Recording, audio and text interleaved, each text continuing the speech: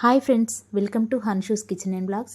ఈరోజు మన కిచెన్లో బీరకాయ పిసలతో కర్రీ ఏ విధంగా చేయాలో చూద్దాం. ఈ కర్రీ చాలా రుచిగా ఉంటుంది, అంతేకాకుండా చాలా హెల్దీ కూడా. మంచి ప్రోటీన్ ఫుడ్. కర్రీ చేసే ప్రాసెస్ చూద్దాం. ముందుగా 1/2 kg బీరకాయలని చెక్కు తీసి చిన్న చిన్న ముక్కలుగా కట్ చేసి పెట్టుకోవాలి.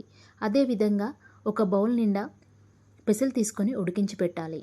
ఇప్పుడు ఒక బాండీ తీసుకొని అందులోకి 2 టేబుల్ స్పూన్ల ఆయిల్ వేసి, ఆయిల్ వేడయ్యాక జీలకర్ర ఆవాలు వేసి వేయించాలి. అవి కొంచెం చిటపటలాడాక ఉల్లిగడ్డల్ని సన్నగా తరిగి వేయించుకోవాలి. ఉల్లిగడ్డలు వేగుతున్నప్పుడు సన్నగా తరిగిన పచ్చిమిర్చి ముక్కల్ని, కరివేపాకును వేసి వేయించాలి. ఇవన్నీ కాస్త వేగాక 1 టీ స్పూన్ అల్లం వెల్లుల్లి పేస్ట్ని వేసి అంతా కూడా బాగా కలుపుకొని, అది కొంచెం పచ్చివాసన పోయాక 1 టీ స్పూన్ పసుపు వేసి వేయించాలి. ఇదంతా కాసేపు వేగాక అందులోకి ముందుగా కట్ చేసి పెట్టుకున్న బీరకాయ ముక్కల్ని వేసి వేయించాలి. బీరకాయ ముక్కలన్నీ కూడా అంతా ఒకసారి బాగా కలుపుకొని మూత పెట్టి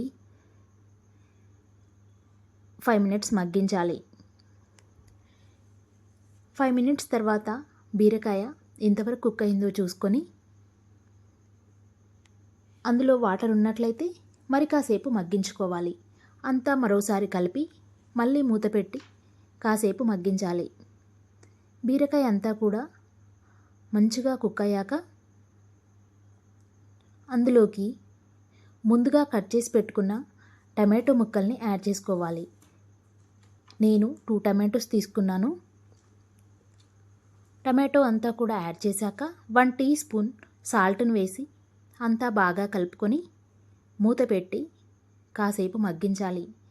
ఈ విధంగా మగ్గించడం వల్ల టమాటో కూడా అంతా ఉడికిపోతుంది.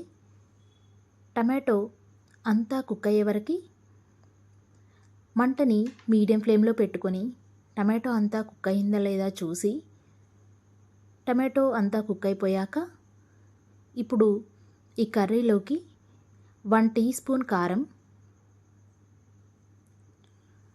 1 టీ స్పూన్ ధనియా పౌడర్, 1/2 టీ స్పూన్ జీరా పౌడర్ వేసుకోవాలి.